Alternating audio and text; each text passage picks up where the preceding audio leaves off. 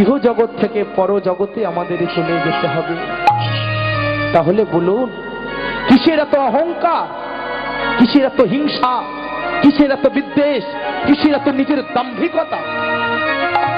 ওগো মা, আপনি যদি ভিখারি হন, আপনাকে যে জায়গায় দেওয়া হবে, একটা কোটিপতি মানুষ আসলেও কিন্তু সেই জায়গাতে দিতে হবে। তাহলে হিংসা করতে নেই, অহংকার করতে নেই। অহংকার হিংসা হলো পতনের মূল কারণ। হিংসা করতে নেই। তাই বলো না, যদি প্রকৃত ভালোবাসা থাকতো তাহলে কি বৃদ্ধ মাকে ওষুধের দোকানে রেখে দিয়ে খোকা চলে আসতে পারত? যদি প্রকৃত ভালোবাসা থাকতো তাহলে ছোট ভাইয়ের হাতে কি আজ বড় দাদা খুন হতে পারত? কিসের ভালোবাসার অভাব? একটি ভালোবাসার দৃষ্টান্ত আপনাদের সম্মুখে দিয়ে যাই মা, একটি ভালোবাসার দৃষ্টান্ত দিয়ে যাই, মনোযোগ সহকারে শুনুন, বুঝতে পারবেন ভালোবাসাটা কি জিনিস। কিছুদিন আগে খবরের কাগজে উঠেছিল, আপনারা দেখেছেন কি জানি না, তবু আপনাদেরকে বলে যাই মা, মায়ের প্রতি সন্তানের একটি বিরহের ঘটনা উঠেছিল আনন্দবাজার পত্রিকাতে। কেমন জানো? শুনে নিন, এটি শুনলে বুঝতে পারবেন আমাদের জীবনের বৈচিত্র্যটা কেমন। ছোটবেলা যখন বাবা মারা যায়, মা অসম্ভব কষ্ট, যন্ত্রণা, দুঃখ সহ্য করে, অসম্ভব কষ্ট দুঃখ সহ্য করে নিজে না খেয়ে সন্তানকে খাইয়েছে, নিজে না পড়ে সন্তানকে পড়িয়েছে। সন্তান যখন বড় হলো, কলকাতাতে বড় ফ্ল্যাট কিনেছে, সুন্দর মেয়েকে বিবাহ করেছে, ঘরে সাধের কুকুরকে এনেছে, গ্রামের বাড়িতে পড়ে আছে মা।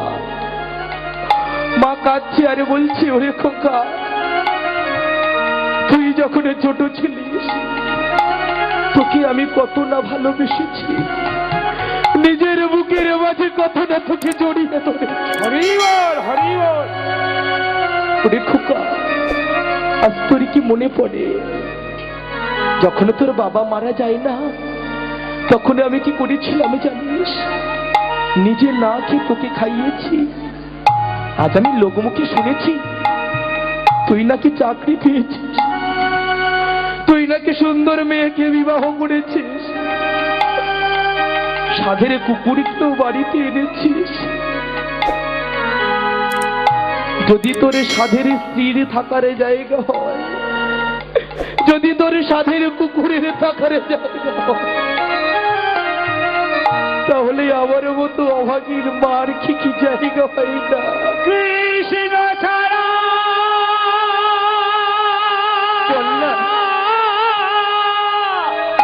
খোকা কে আছে আমার?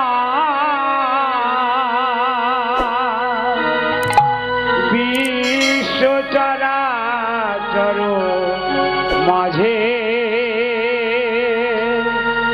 এই বিশ্ব চরাচর মাঝে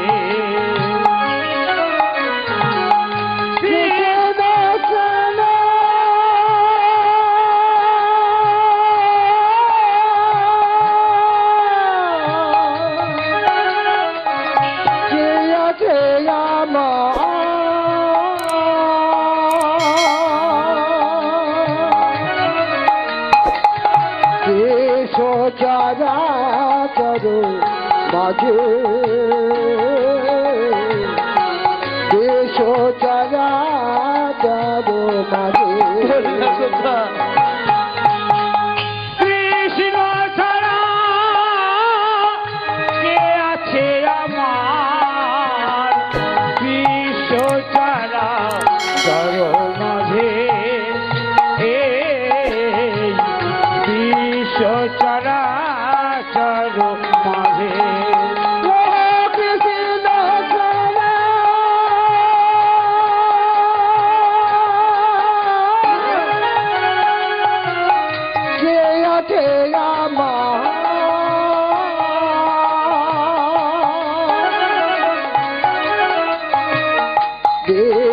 চরাচর চাঁদো মাঝে এসো চাঁদা চাঁদো মাঝে যে ছিল আমার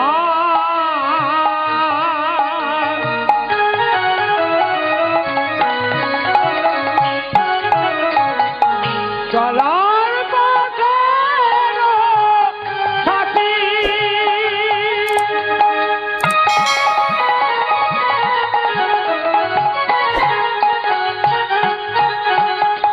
যে ছিল আমার জীবন জোয়ারের সিন্ধি,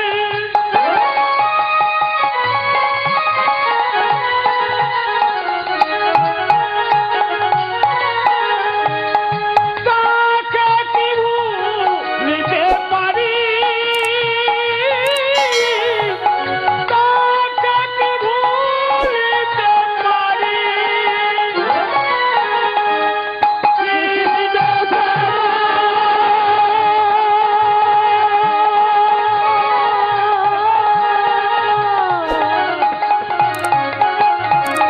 কে আছে আমার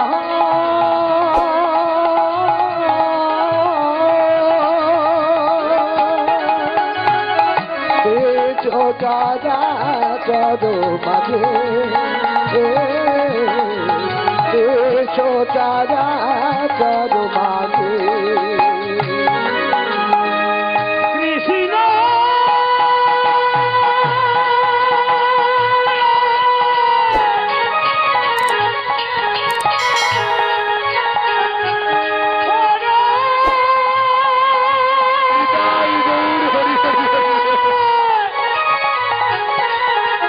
ওরে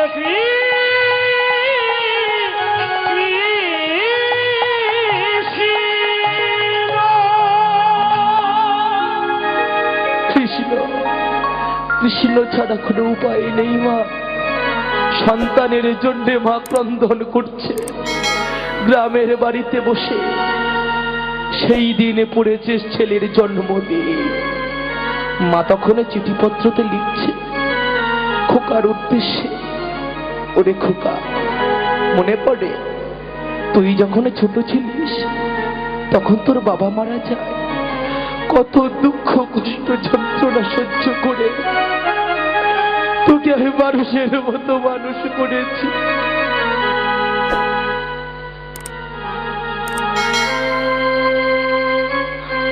ওরে খোকা তোকে বিদায় গৌর হরি বল, তোকে আমি মানুষের মতো মানুষ করেছি। আজ তো তোর জন্মদিন, তোর গৃহেতে কত ভ্যারাইটিস মানুষ আসবে, কত নামে দামে মানুষ আসবে, কত খাই খাওয়া দাওয়া হবে। আমার কি ইচ্ছা করে না রে বাবা একটিবারে তাদের সঙ্গে থাকি? ওরে খোকা মনে পড়ে এই জন্মদিনের দিন তুই আমার শাড়ির আঁচল ধরে বলতিস, ওগো মা তুমি আমাকে কি খেতে দেবে গো? তখন আমি কি করতাম জানিস? তোর জন্য পরমান্ন রন্ধন করতাম। তুই আমার সন্মুখে বসে কত সুন্দর করে সেবা করতিস। মনে পড়ে মনে পড়ে বাবা তোমার লীলা শুনতে শুনতে কথাটি মনোযোগ দিন। মা তখনও কেঁদেছিল গো, মা এখনো কাঁদে। মা তখন কেঁদেছিল কেন জানো? সন্তান খায় না বলে। আর এখনো মা কাঁদে কেন জানো?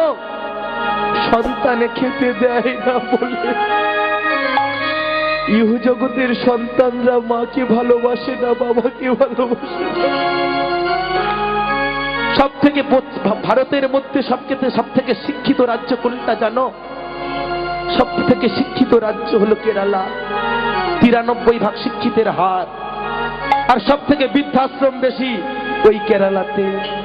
এমন শিক্ষায় শিক্ষিত হবেন না যার জন্য যে তোমায় পৃথিবীর আলো দেখালো, যে তোমায় ভবপারে নিয়ে আসলো, তাকে তোমরা ভালোবাসো না। সেই বাবা মাকে তোমরা ভালোবাসো না, রেখে আসো বৃদ্ধাশ্রমে। এই পৃথিবী ভালোবাসা। প্রাণ তো সারা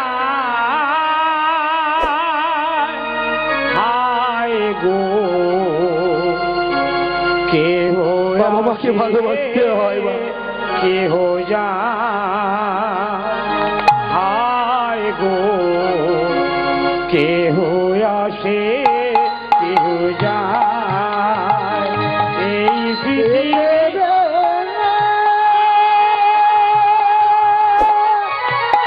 পাঁচ ছায়া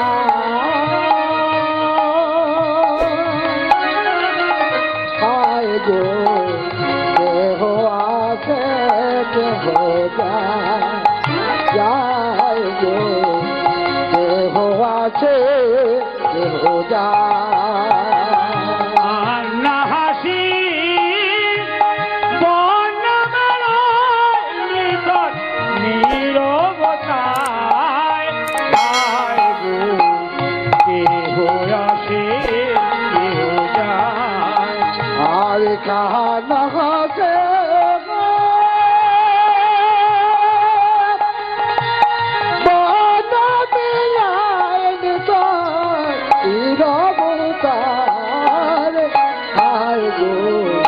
দেহ আছে দেহ যায় এই থেকে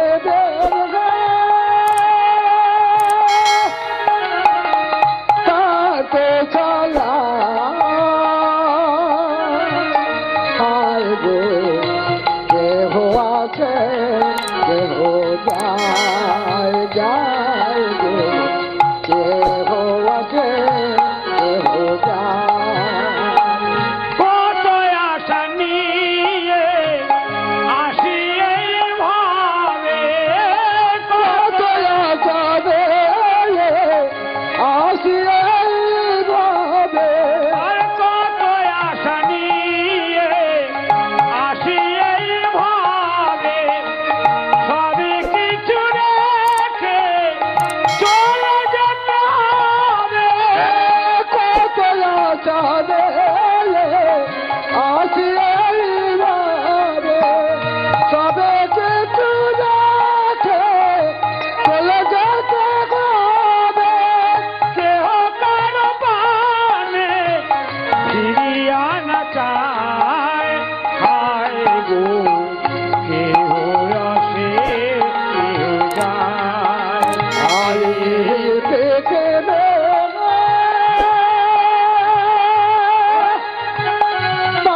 তো চালা আয় গো দেহ আছে কেহ যায় গো দেহ আছে কেহ যায় কেহ কাঁদে হারায়ে বুকেরই রতন কেহ কাঁদে হায় হায় মলিন বদন কেহ কাঁদে হারায় বুকের রত কেহ কাঁদে গায় গায় মলিন বদন কেহ কাঁদে হারায়ে বুকেরই রতন কেহ কাঁদে হায় হায় মলিন বদন সুন্দর সৃষ্টি বিধির এই বিধান সুন্দর স্মৃতি বিবিধ বিধানে আর সুন্দর সৃষ্টি বিধির এই বিধান কালের সাথে যখন মারবে রে টান। সুন্দর স্মৃতি বিবিধ বিধানে কালের সাথে যখন মারবে দুদিনের খেলা ঘর আমি আজ যাই হায় গো কেহ আসে কেহ যায় হায় গো কেহ আসে কেহ যায়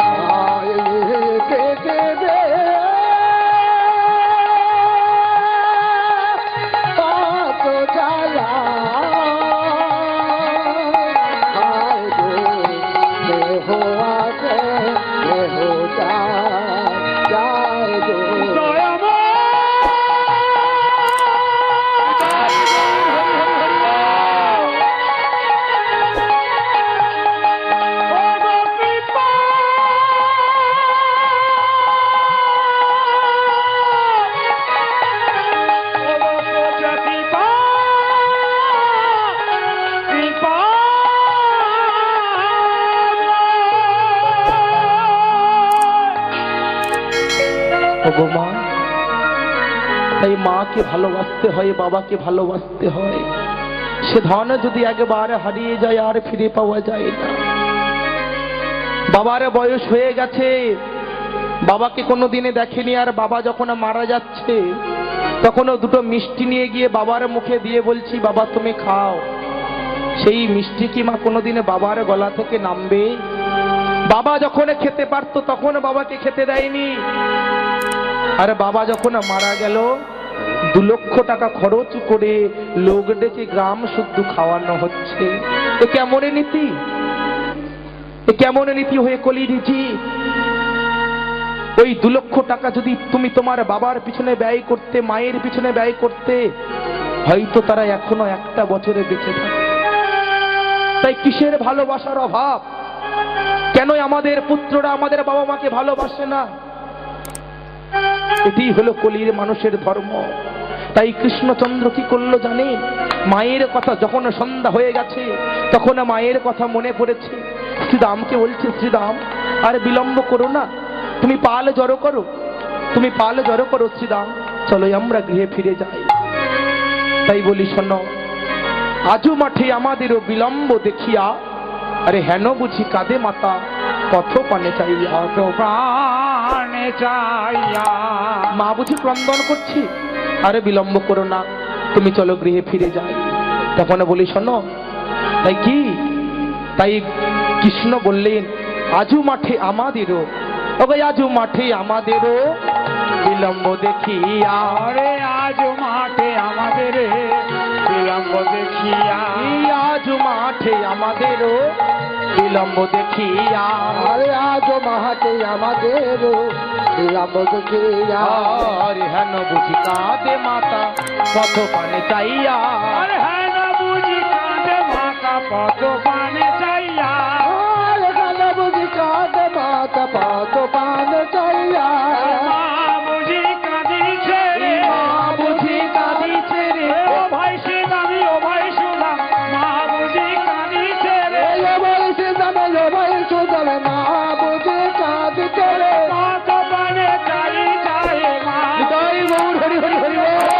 কত পানে চাই চাই মা বুঝি কাঁদিছে রে, কত পানে চাই চাই মা বুঝি কাঁদিছে রে, কত পানে চাই চাই মা বুঝি কাঁদিছে রে, মা বুঝি কাঁদিছে রে, মা বুঝি কাঁদিছে। তাই মা বুঝি ক্রন্দন করছে। তাই বলি শোনো ভাই, বেলি অবসান হলো, চলো যাই ঘরে, বেলি অবসান হলো, চলো যাই ঘরে, বেলি অবসান হলো, চলো যাই ঘরে, অবসান হলো, চলো যাই ঘরে, আরে মায়ে না দেখিয়া প্রাণ কেমন জানি করে, আর মায়ে না দেখিয়া প্রাণ কেমন জানি করে, আরে মায়ে না দেখিয়া প্রাণ কেমন জানি করে, মায়ে না দেখিয়া প্রাণ কেমন যেন করে। বলি বেলি অবসান হেরি, চলো যাই ঘরে, আর মায়ে না দেখিয়া প্রাণ কেমন জানি করে। আমার মাকে আমি দেখতে না পেরে আমার অতি কষ্ট হচ্ছে, চল না ভাই আমরা গৃহে ফিরে যাই চল। যখন এই কথা বলেছে, তাই আজ ভগবান বলছেন, কানাই তুই সিঙাতে শান দাও, তুমি সিঙায় শান দাও কানাই। তাই আজ কানাই সিঙা ধরেছে, কেমন করে? তোকে শুনিয়া কানুর বেনু, ঊর্ধ্ব মুখে ধাই ধেনু, ওরে শুনিয়া কানুর বেনু, ঊর্ধ্ব মুখে ধাই ধেনু, শুনিয়া কানুর বেনু, ঊর্ধ্ব মুখে ধাই ধেনু, ওরে শুনিয়া কানুর বেনু, ঊর্ধ্ব মুখে ধাই ধেনু, পথ চলি করি কত রঙ্গে, ওরে পথ চলি করি কত রঙ্গ, পথ চলি করি কত রঙ্গ, পথ চলি করি কত রঙ্গ। কি হলো মা? শুনিয়া কানুর বেনু, ঊর্ধ্ব মুখে ধাই ধেনু, পথ চলি করি কত রঙ্গে। আজ কানাই বেনু বাজিয়েছে। মা, এই কানাইয়ের হাতে বেনুটা বাজালো কোত্থেকে এলো? কোথা থেকে এলো জানো? তাই তত্ত্ব কি বলছে, দেবগুরু বৃহস্পতি সমাজ কল্যাণের জন্য একটি যজ্ঞ করছিল। সেই যজ্ঞ কুণ্ড হতে উৎপন্ন হয়েছিল 25 পর্বের একটি বাঁশ।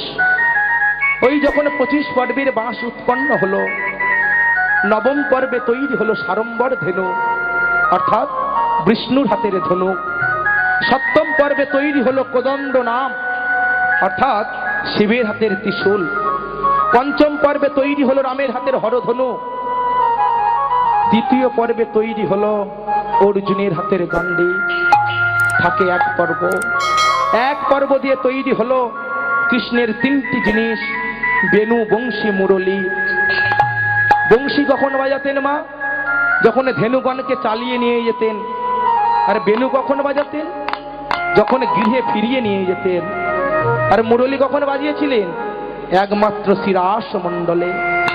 আজ রাস হবে, এরপরে রূপ হবে, সেই বেণু আজ বাজাবে, ভগবান মুরলী বাজাবে। মুরলীক গান পঞ্চমতান আপনারা শুনতে পাবেন। তাই কি হলো মা? যখনই ভগবান বেণু বাজিয়েছে তখন সবে ধেনুগণে যাচ্ছে। ধেনুগণের ভক্তি দেখুন। যখন কানুর বংশীর ধ্বনি তাদের কর্ণমূলে রচিত হয়েছে, তখন তারা চলতে চলতে বলছে, হে প্রাণনাথ, তোমাকে আমরা শয়নে স্বপনে নিশির আগরণে জেনেছি। আমাদের তো বাকশক্তি নেই, আমাদের তো কথা বলার ক্ষমতা নেই, আমরা কেমন করে তোমায় ডাকবো? তাই বলি, শোনো, আমাদের বাটে যে দুগ্ধ আছে, সেই দুগ্ধ দ্বারা তোমাকে স্নান করিয়ে দেব।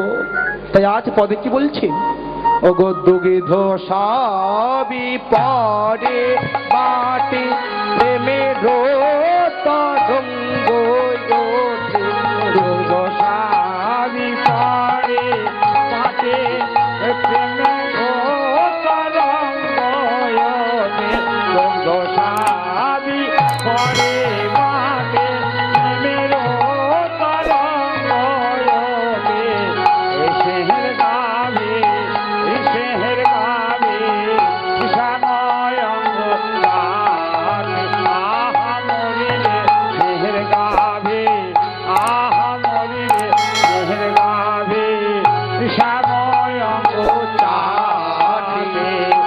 গাভী বোধয় চিনেছে, ও চিনেছে রে, চিনেছে রে, গাভী বোধয় চিনেছে। ও হায় চিনেছে রে, চিনেছে রে, গাভী বোধয় হায় গো নইলে অঙ্গ ছাড়বে কেন, গাভী বোধয় চিনেছে।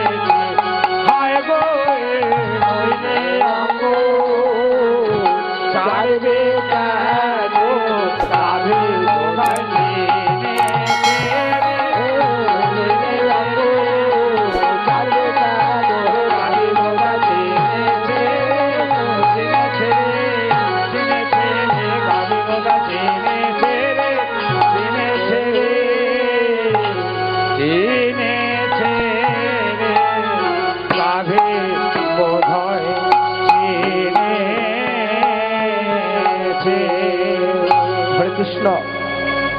দুগ্ধ সবই পরে বাটে প্রেমের তরঙ্গ ওঠে।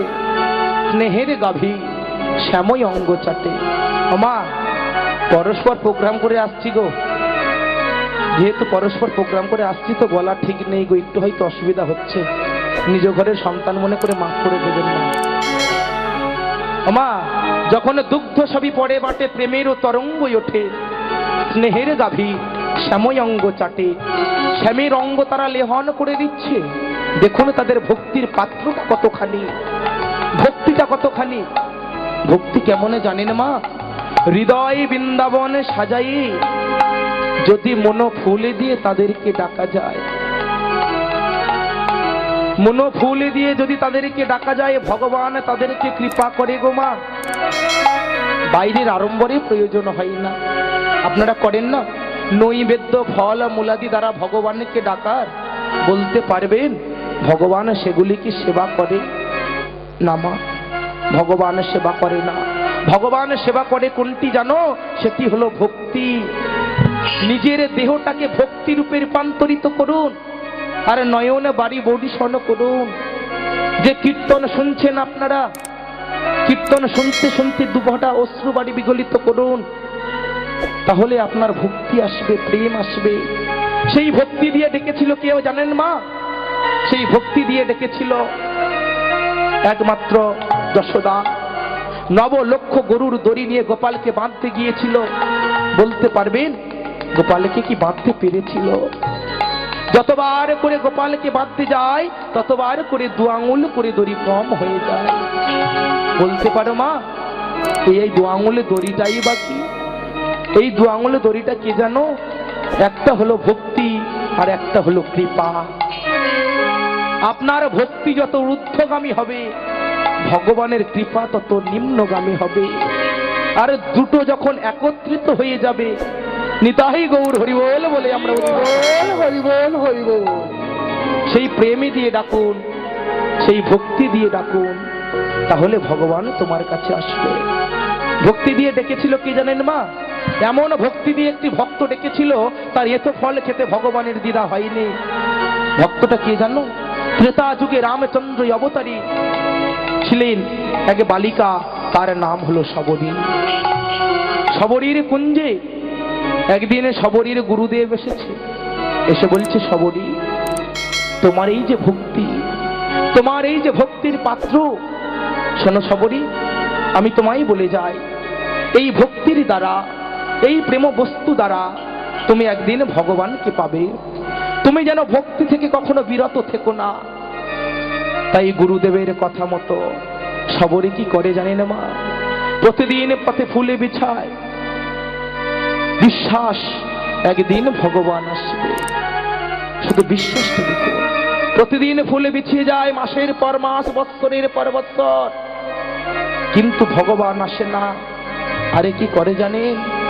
বৃক্ষ হতে ফল পাড়ে, ফলটি দাঁতে কামড়ে চেকে দেখে, যদি ফলে তিতো হয় সে ফলে নেবে না, সে ফল দূরে ছুঁড়ে ফেলে দেয়।